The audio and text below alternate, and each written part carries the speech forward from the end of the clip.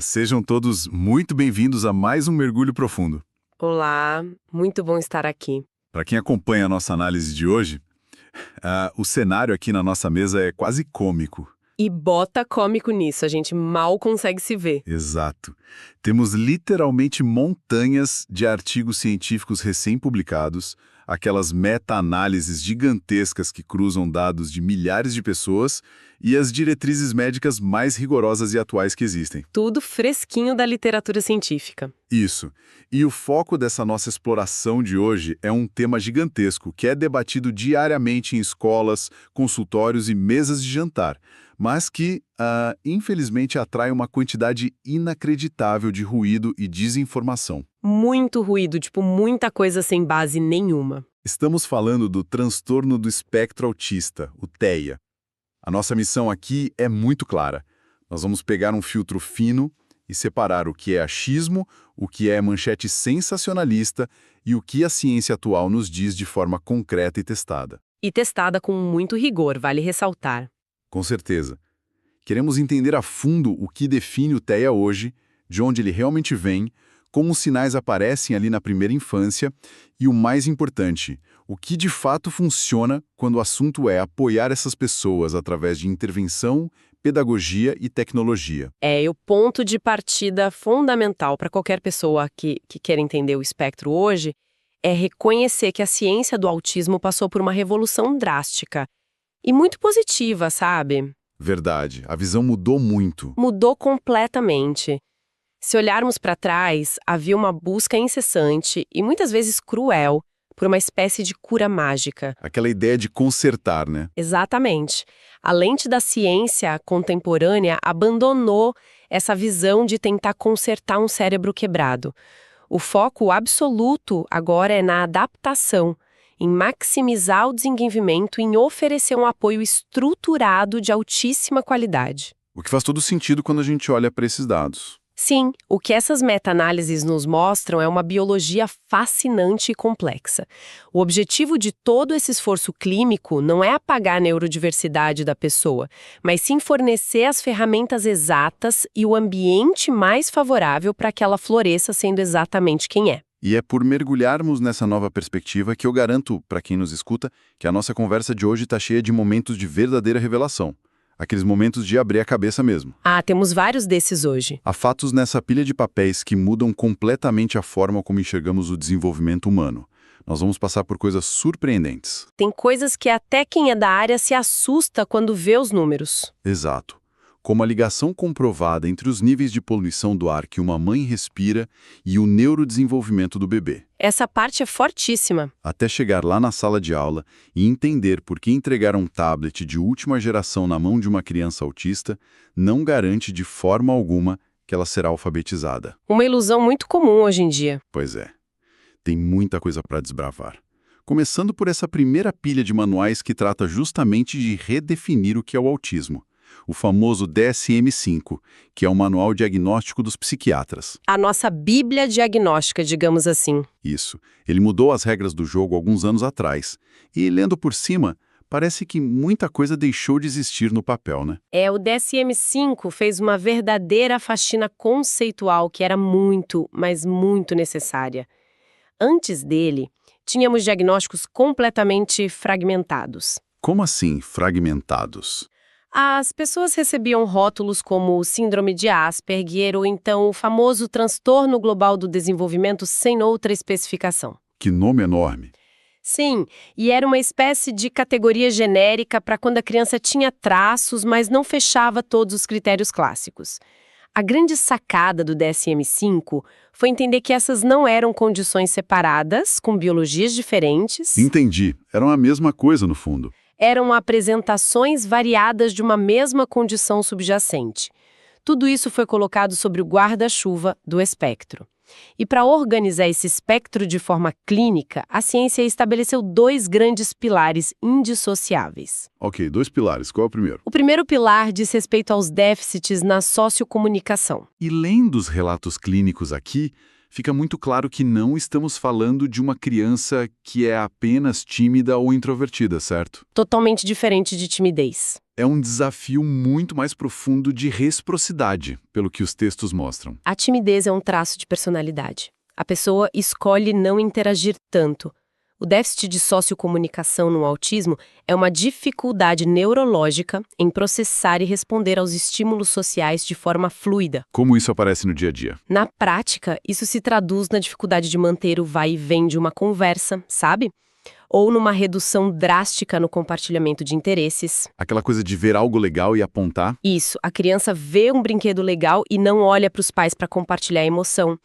E, claro, a extrema dificuldade em fazer e sustentar contato visual. Os relatos sobre o contato visual chamam muita atenção. Muitas pessoas no espectro relatam que forçar o contato visual é fisicamente desconfortável. Fisicamente. Sim, quase doloroso.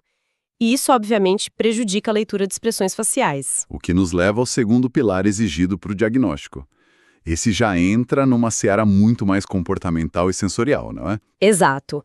O segundo domínio foca nos padrões restritos e repetitivos de comportamento. A imagem clássica que muitas pessoas têm são aquelas estereotipias motoras. O balançar do corpo. Isso, o balançar do tronco ou o agitar das mãos, o chamado flapping. Mas isso vai muito além nos movimentos. Envolve uma necessidade quase vital de rotinas imutáveis. A questão da previsibilidade? Sim. Uma pequena quebra de expectativa, como mudar a rua no trajeto para a escola, pode gerar um sofrimento real e muito intenso. E a parte sensorial também entra aí, certo? Entra. E isso foi um grande avanço do DSM-5. As alterações sensoriais foram formalmente incluídas. O cérebro autista pode ser incrivelmente hiperreativo a estímulos que nós consideramos banais. Tipo o quê? Como o zumbido de uma lâmpada fluorescente, ou a etiqueta de uma camisa raspando na pele, ou o contrário, ele pode ser hiporreativo, Buscando mais estímulo. buscando estímulos intensos, como girar sem parar, ou procurar pressões profundas pelo corpo. Aqui é que a coisa fica realmente interessante. Porque quando pegamos esses dois pilares e tentamos entender de onde eles vêm, qual é a origem dessa fiação cerebral diferente, o debate costuma pegar fogo. Nossa, e como pega? Nas conversas do dia a dia, parece que as pessoas se dividem em duas torcidas. Tem o pessoal que bate o pé dizendo que o autismo é 100% genético, que você nasce assim e pronto. A turma do determinismo. E tem o outro lado que jura que é tudo culpa do mundo moderno, das toxinas e do ambiente. Mas os dados que temos espalhados aqui na mesa pintam um quadro infinitamente mais sofisticado do que isso. Muito mais. A tentativa de culpar apenas a genética ou apenas o ambiente é um erro que a ciência já superou faz tempo. O que os dados dizem de fato? As maiores revisões de estudos com famílias e gêmeos idênticos nos provam que a herdabilidade do TEA é altíssima. Estamos falando de uma taxa que varia de 50% a 90% de influência genética. 50% a 90% é muita coisa. A predisposição herdada é inegavelmente o motor principal. O detalhe é que não existe o gene do autismo. Não é como outras doenças de gene único. Então não dá para fazer um exame de sangue e achar um gene só. Não.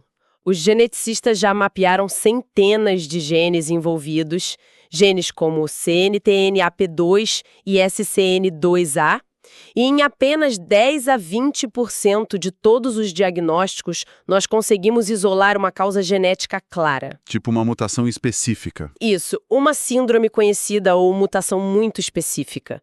Na esmagadora maioria das vezes, a criança herda uma constelação de pequenas variações genéticas que, juntas, aumentam a probabilidade dela estar no espectro. Ou seja, a genética constrói um palco enorme, prepara toda a iluminação, mas a peça ainda não começou. Ótima analogia. É aí que o ambiente entra em cena, atuando quase como o diretor do espetáculo, decidindo quais luzes vão acender e quais vão ficar apagadas. Se conectarmos isso ao quadro geral da biologia humana, nós mergulhamos de cabeça na epigenética. Epigenética.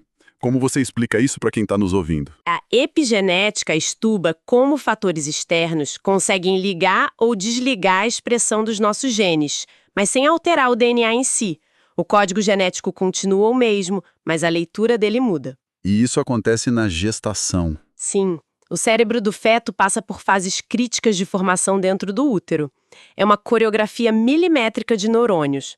O que os estudos mais recentes cravam é que o ambiente pré-natal e perinatal interage diretamente com aquela constelação de genes de risco. Que tipo de fatores do ambiente? Nós temos evidências muito robustas mostrando que a idade avançada dos pais, tanto do pai quanto da mãe, altera o risco.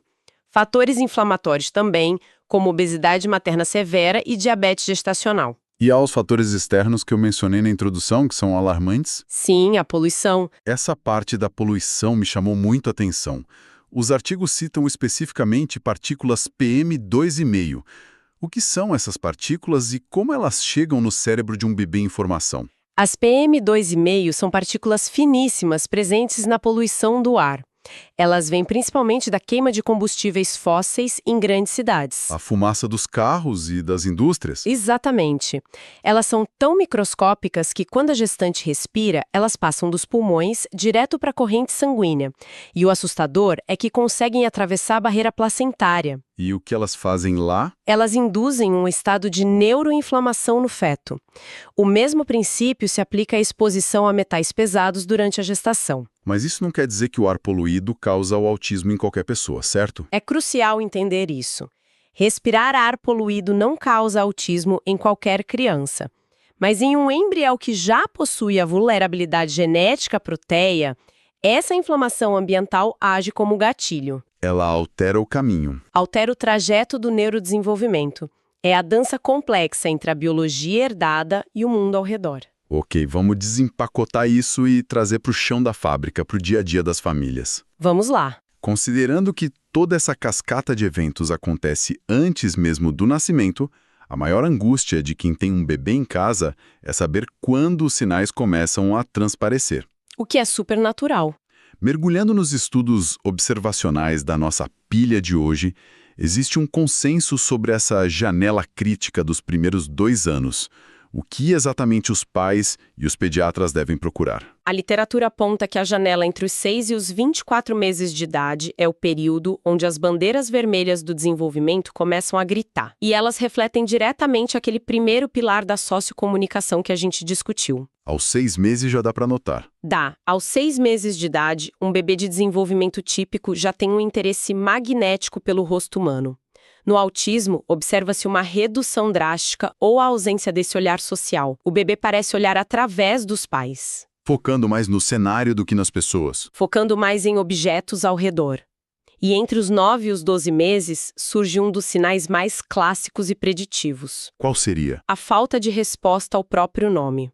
Você chama a criança repetidas vezes e ela age como se ninguém estivesse falando. E chegando por volta de 1 ano e meio, os 18 meses, os textos destacam muito a tal da atenção conjunta. Esse é um marco fundamental. Para quem não está familiarizado com o jargão da psicologia, isso é basicamente aquela cena no parque onde a criança vê um cachorro, aponta para o bicho e imediatamente vira o rostinho para a mãe para checar se ela também está vendo aquilo.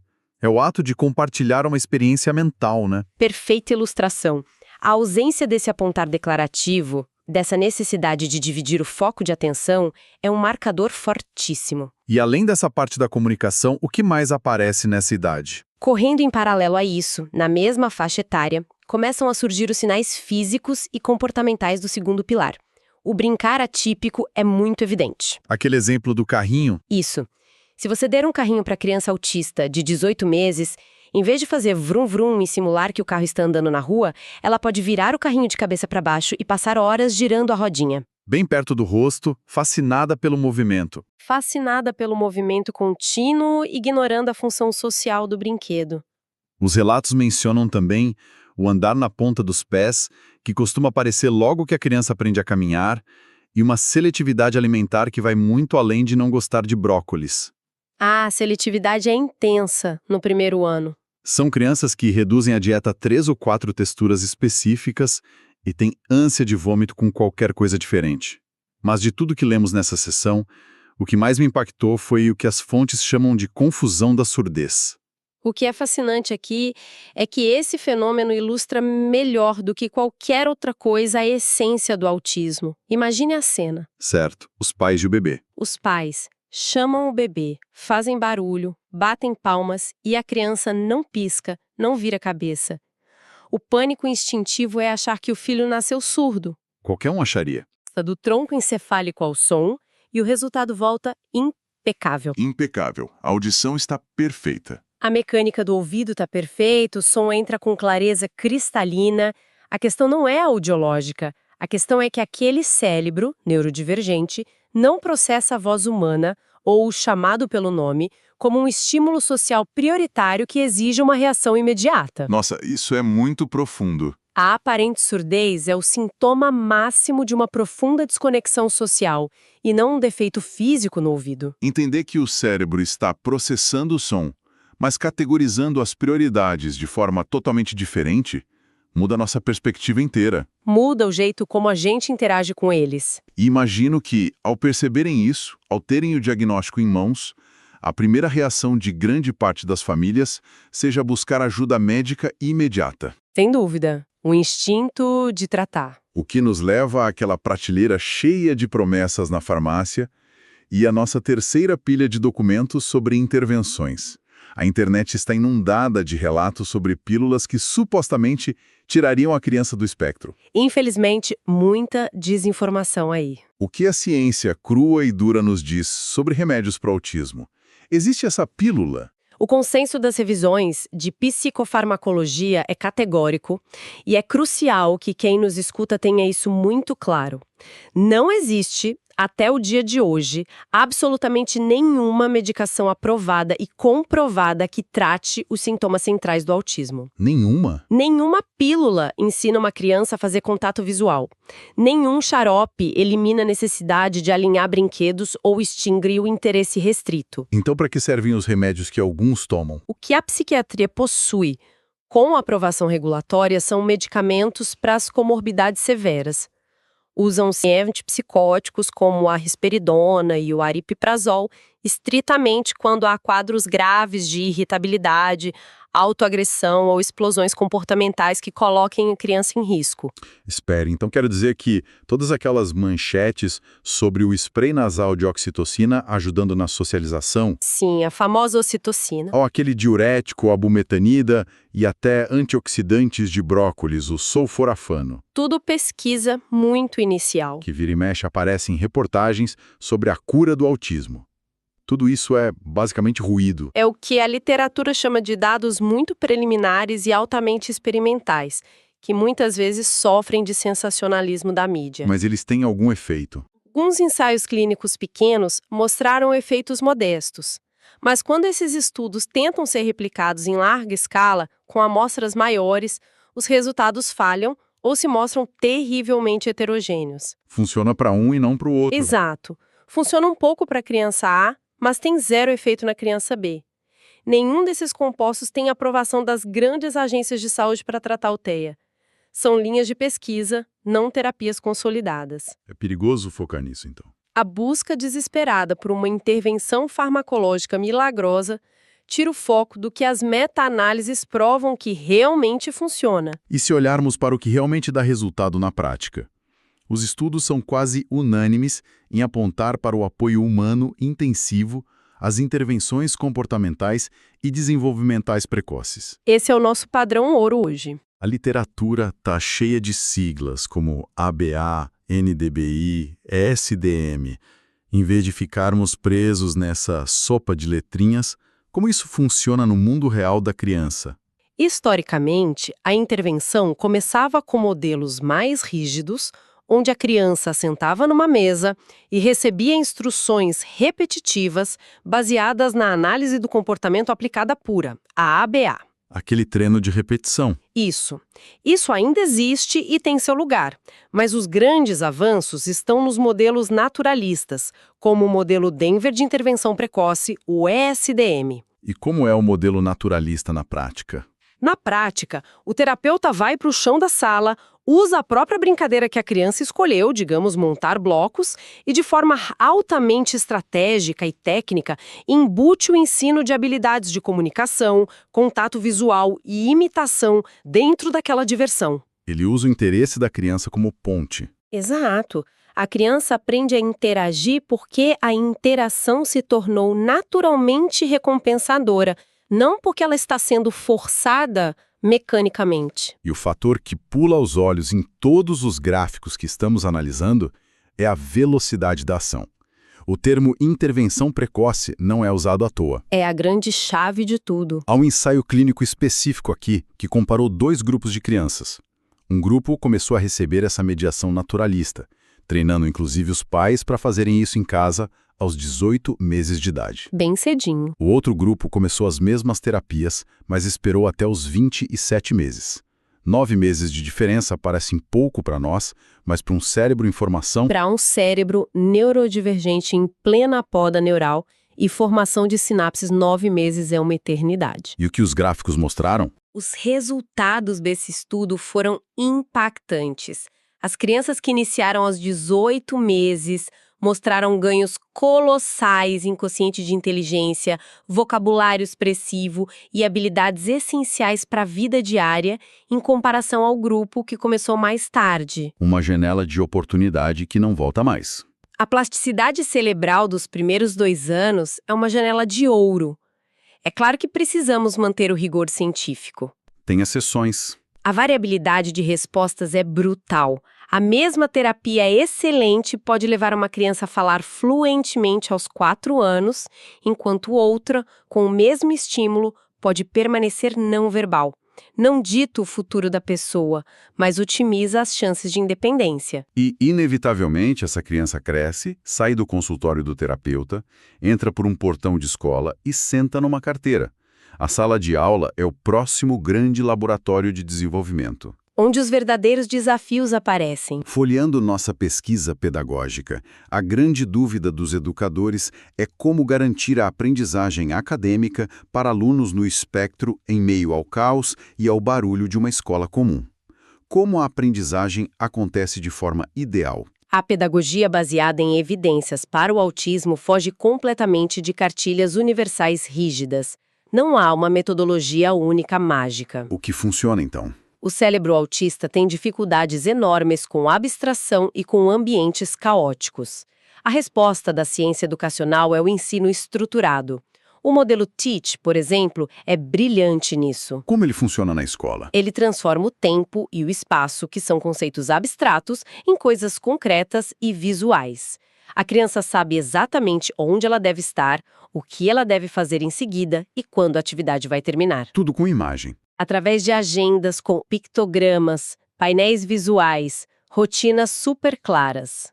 Ao retirar a ansiedade do "o que vai acontecer agora", o cérebro finalmente relaxa e fica livre para focar na matéria ensinada. Trazendo para a ponta do lápis, os resultados dessas adaptações são incríveis.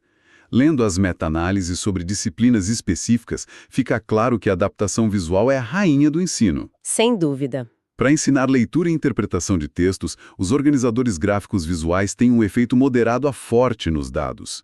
Na matemática, a instrução não pode ser o professor falando lá na frente de forma abstrata. Precisa ser explícita, passo a passo, usando materiais concretos. E isso, o material dourado, blocos físicos que o aluno possa manipular. E em ciências, aulas muito longas se perdem. A chave é instrução curta, mapas conceituais claros e repetição constante do mesmo conceito em contextos diferentes. Exato. E ao falar em adaptação visual e repetição de conceitos, a conversa inevitavelmente esbarra no fascínio que todo mundo tem pela tecnologia assistiva. Ah, tecnologia nas escolas. Há uma proliferação de softwares de leitura, aplicativos de comunicação aumentativa e alternativa em tablets, a CAA, e até realidade aumentada chegando nas escolas. E aqui entra a cena clássica moderna, a ilusão versus a realidade, né? Uma ilusão bem cara. A escola ou a família investem pesado, compram aquele tablet caríssimo, instalam um software educacional de ponta, entregam na mão do aluno e esperam que o brilho da tela opere o milagre da alfabetização automática. Mas o alerta que os pesquisadores fazem sobre isso é fortíssimo. É uma ressalva crítica nas pesquisas. E qual é esse alerta? Mas principalmente como um canal de saída. Para a comunicação. Para aquele aluno não verbal ou com fala limitada, um aplicativo de comunicação num tablet dá a ele uma voz no mundo. o que reduz drasticamente a agressividade e aumenta muito o engajamento. Isso é inegável. E a armadilha? A armadilha que as pesquisas escancaram é achar que a tecnologia por si só alfabetiza. Estudos em salas de inclusão observaram que, frequentemente, o tablet ou dispositivo é usado apenas para manter a criança autista quieta Como uma distração. ou em momentos de socialização breve com os colegas. A ferramenta de $1.000 está lá sendo usada como um videogame de luxo, enquanto o resto da classe aprende gramática. Sem o elemento humano treinado, o tablet é só um pedaço caro de vidro e metal. A alfabetização requer que o professor tenha formação profunda para alinhar as funções daquele software aos objetivos curriculares. Objetivos de leitura e escrita. Exatamente. Se a tecnologia não tiver uma intencionalidade educacional robusta por trás, monitorada por um professor capaz, o impacto acadêmico real no boletim escolar da criança simplesmente se perde. Será nulo. Então, o que tudo isso significa? Chegando ao fim de toda essa montanha de artigos, laudos e diretrizes. Significa que o transtorno do espectro autista é o resultado de uma trama absurda e fascinante entre a herança genética que carregamos e os estímulos do ambiente que nos molda desde o útero. Uma interação biológica complexa e belíssima se pararmos para pensar. Exato. Uma biologia que altera fundamentalmente a forma como o cérebro processa o mundo social e sensorial. Altera como se olha para um rosto, como se ouve um nome e como se sente o mundo. Significa também, de forma categórica, que a prateleira da farmácia não esconde curas milagrosas e buscar isso é perder um tempo precioso. Foco no que funciona. A verdadeira resposta está na ação. Está num diagnóstico ágil nos primeiros 2 anos, numa intervenção intensiva de chão de sala bem feita e no apoio humano estruturado em ambientes pedagógicos adaptados para que a tecnologia sirva como ponte e não como babá eletrônica. Todo esse volume imenso de dados e evidências que cobrimos hoje cumpre seu papel quando se transforma em ação, porque o conhecimento só tem valor quando aplicado. E, conectando tudo o que vimos sobre as necessidades sensoriais e educacionais dessas pessoas, isso levanta uma questão importante. Qual questão? Algo para ecoar após essa nossa exploração de hoje. Sabemos, pelos dados, que intervenções precoces, ambientes organizados visualmente, comunicação clara e a ausência de caos sensorial mudam drasticamente a trajetória de aprendizagem e reduzem a ansiedade de uma criança autista. Mas e se virarmos a lente? Virar a lente para a sociedade. Exatamente. Se nós já sabemos exatamente o que facilita a comunicação, melhora o foco e promove o bem-estar, por que continuamos tratando essas adaptações educacionais e tecnológicas como recursos especiais concedidos a duras penas? A gente exige um laudo para dar o básico de conforto. Como seria se nós parássemos de tentar encaixar essas pessoas num mundo desenhado por neurotípicos para neurotípicos e começássemos a desenhar as salas de aula originais, os ambientes de trabalho e os espaços públicos com essas diretrizes de neurodivergência desde a planta original? Já criar o ambiente pensando neles. O mundo não seria melhor apenas para eles, mas provavelmente para as mentes de todos nós. Fica essa reflexão profunda para quem acompanhou essa nossa jornada hoje. Que provocação e que mudança de paradigma incrível para deixarmos plantada na cabeça de quem nos escuta. Projetar a base pensando nas bordas, e não apenas no centro. Agradeço imensamente a companhia de todos que mergulharam conosco nessa quantidade massiva de conhecimento. Foi excelente debater tudo isso com tanto detalhe. A nossa esperança é que esta análise cuidadosa tenha filtrado ruído para quem nos acompanha, trazendo não apenas informação sólida, mas também uma nova empatia científica em relação ao que de fato significa viver no espectro. Continuem com essa curiosidade afiada, sempre buscando a ciência de verdade, e um grande abraço a todos que nos escutam. Até a próxima exploração.